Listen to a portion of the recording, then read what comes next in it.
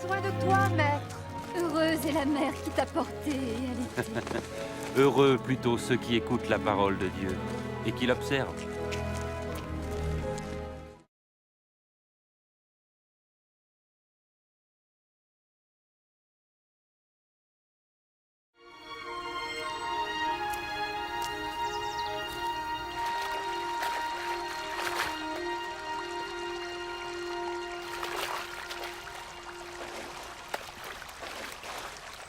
Apprends-nous à prier, comme Jean l'a appris à ses disciples. Quand vous priez, dites « Notre Père qui es aux cieux, que ton nom soit sanctifié, que ton règne vienne, que ta volonté soit faite sur la terre comme au ciel. Donne-nous chaque jour notre pain quotidien. Pardonne-nous nos offenses, comme nous pardonnons aussi à ceux qui nous ont offensés. Protège-nous contre la tentation et délivre-nous du mal. »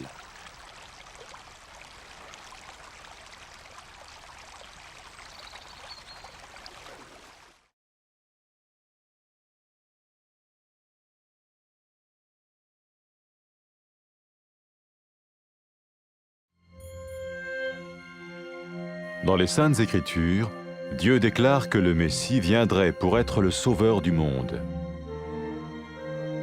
La vie de Jésus prouve qu'il est bien celui dont les prophètes avaient parlé. Ésaïe a prophétisé que la Vierge deviendrait enceinte et qu'elle enfanterait un fils.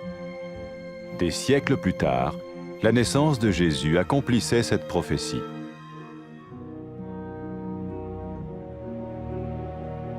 Les Saintes Écritures déclaraient que le saint à naître serait appelé le Fils de Dieu.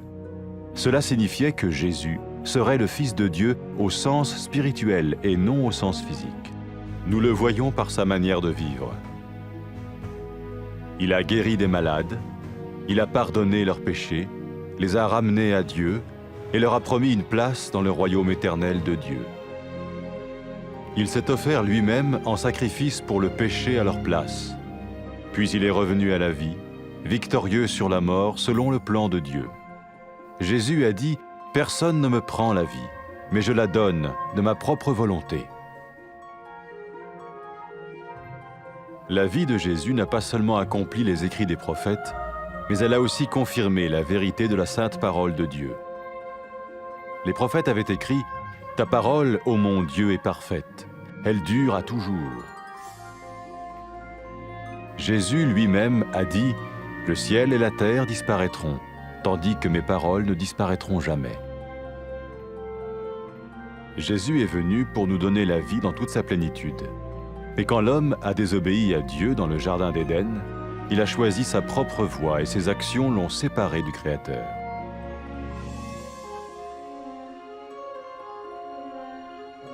Les Saintes Écritures déclarent que tous ont péché et que le salaire que paye le péché, c'est la mort.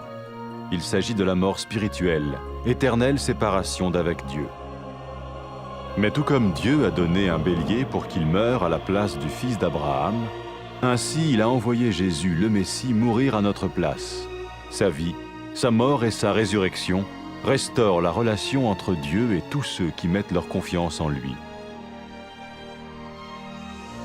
Maintenant, non seulement Jésus pardonne les péchés de ceux qui le suivent, mais il les sauve aussi du jugement éternel de Dieu. Ils sont sûrs d'aller au paradis et de vivre avec lui pour toujours. C'est cette vie et cette liberté de la culpabilité et du pouvoir du péché que Jésus offre à chacun aujourd'hui. Cela ne veut pas dire suivre une religion, mais choisir d'avoir foi en Jésus qui dit « Je me tiens à la porte et je frappe. Si quelqu'un entend ma voix et ouvre la porte, j'entrerai chez lui. » Cela veut dire se tourner vers Dieu et croire que Jésus vient dans nos vies pardonner nos péchés et nous rendre tels qu'il veut que nous soyons. Il ne suffit pas d'approuver intellectuellement ce qu'il dit, ni de vivre une expérience émotionnelle. Nous le recevons par grâce, au moyen de la foi, par un acte de notre volonté. Lorsque quelqu'un est prêt à suivre Jésus le Messie, il peut lui parler par une simple prière.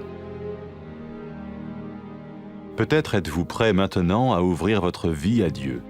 Si oui, vous pouvez vous joindre à la prière suivante, silencieusement. dans votre cœur. Seigneur Jésus, j'ai besoin de toi. Merci d'être mort sur la croix pour mes péchés.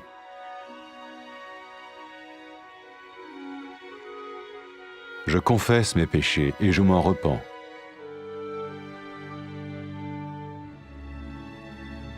Je t'ouvre la porte de ma vie et je te reçois comme mon Sauveur et Seigneur.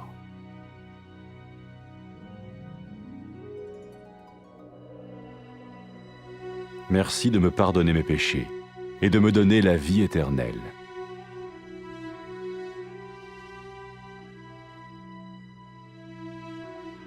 Fais de moi le genre de personne que tu veux que je sois. Maintenant que je deviens l'un de ceux qui te suivent. Amen.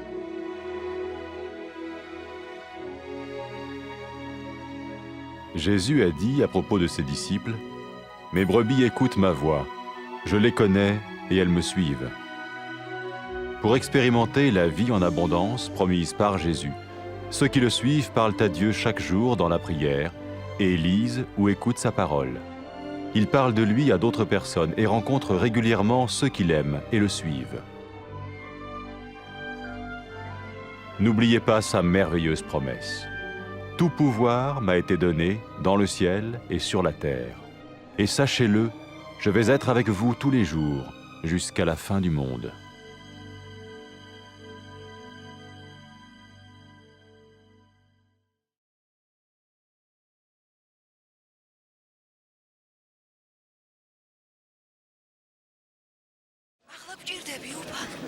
ნეტა იმ დედას, ვინც გშობა და გაგზავნა. რამდენად უფრო ბედნიერია ის, ვინც ისმენს და ასრულებს კიდეც უფლის სიტყვას.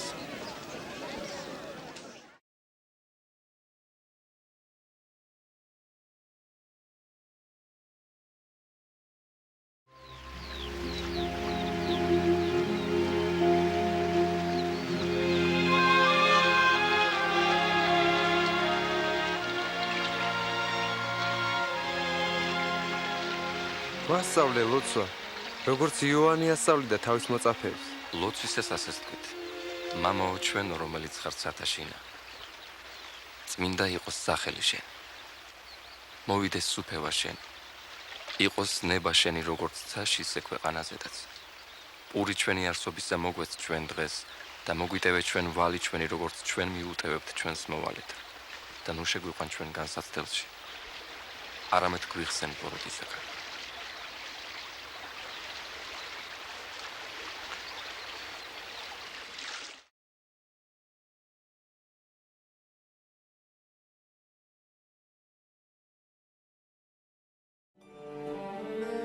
დიდი ხნის წინ წინასწარმეტყველები წერდნენ, რომ ღმერთი მესიას გამოგზავნიდა, რათა ცოდვებისგან ეხსნა და შემოირიგებინა ადამიანები.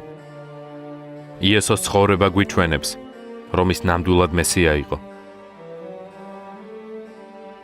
ესაია წინასწარმეტყველი წერს, რომ ქალწული დაფეხმძიმდება და შობს ძეს. ეს ნამდვილად მოხდა. მარიამის სასწაულებრივი გზით დაფეხმძიმდა და შვა იესო. როგორც საღვთო წერილი ამბობს, ეს სასწაული იმაზე მიუთითებს, რომ ქრისტე არის მესია, რომელსაც ღმერთი თავის ძეს უწოდებს. ქრისტეს მეშვეობით ადამიანებმა ღმერთის ძალა და ბუნება იხილეს. იგი კურნავდა ხალხს, ცოდვებს მიუტევებდა და აღუთქვამდა საუკუნო სიცოცხლეს. ის ჯვარს ეცვა და საკუთარ თავზე აიღო ადამის მოდგმის სასჯელი. ქრისტე აღდგა და დაანახა ადამიანებს, რომ მისი ძლიერება აღემატება სიკვდილის ძალას. იესომ თქვა, მე მაქვს ძალა უფლება, ჩემი სიცოცხლის დასადებად და კვლავაც მის მისაღებად. მისი ცხოვრება ისე წარიმართა, როგორც ამას წინასწარმეტყველები იუწყებოდნენ. ქრისტე ჭეშმარიტად არის ღვთის სიტყვა. იესოში ღმერთმა თავისი თავი განუცხადა წუთისოფლს. იესომ თქვა, ცა და დედამიწა გადაივლიან, ჩემი სიტყვები კი არ გადაივლიან. დასაწყისში ღმერთმა შექმნა კაცი და ქალი, რათა მათ უფალთან მოზიარეობაში ეცხოვრათ. მაგრამ ისინი არ დაემორჩილნენ მას.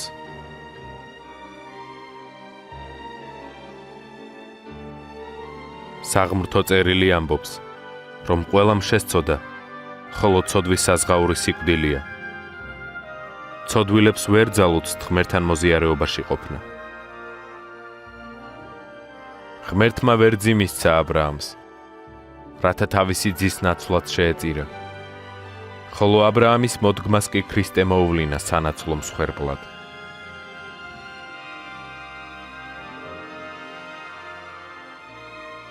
ამიტომ ვინც ირწმუნებს იესო ქრისტეს, ის თავისუფალი იქნება სასჯელისაგან და დამკვიდრდება ღმერთთან უკუნისამდე.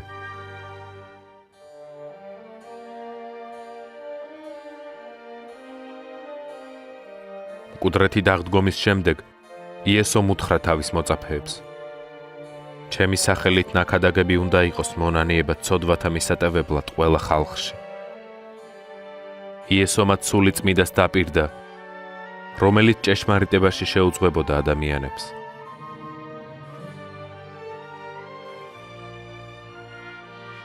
როდესაც ცოდვილმა ქალმა მოინანია, იესომ უთხრა მას: მოგეტევა შენი ცოდვები, რადგან მერწმუნე მე. იესო ამბობდა, რომ როცა ადამიანებს ნამდვილად უყვართ ღმერთი, ეს იმაზე მიუთითებს, რომ მათ ეპატიათ ცოდვები. იესო მოუწოდებდა ადამიანებს, რომ მიყოლოდნენ მას. ავაზაკს, რომელმაც ჯვარზე ირწმუნა ქრისტე, უფალმა აღუთქვა: საღამოსვე ჩემთან იქნები სამოთხეში. მათ ვისაც სურთ, რომ მიყვნენ იესოს, შეუძლიათ ასე ილოცონ. უფალო ღმერთო, მადლობა რომ შემიყვარე. მე შევწოდე შენს წინაშე და არ დავემორჩილე შენს ცნებებს.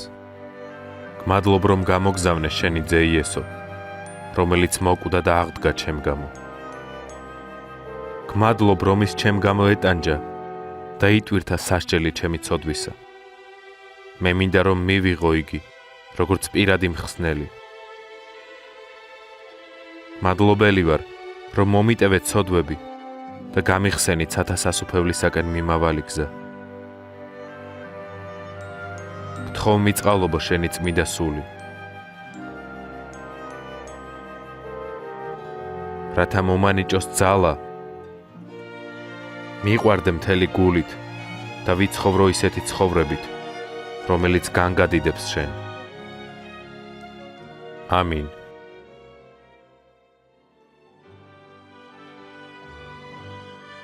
იესო ქრისტეს მორწმუნეები იკრიბებიან ეკლესიაში. ისმენენ მის სიტყვას და მიჰყვებიან მაცხოვრის მაგალითს. იგი მიუძღვის მათ და ძალას ანიჭებს მის ვიწრო ბილიკზე სასიარულოდ.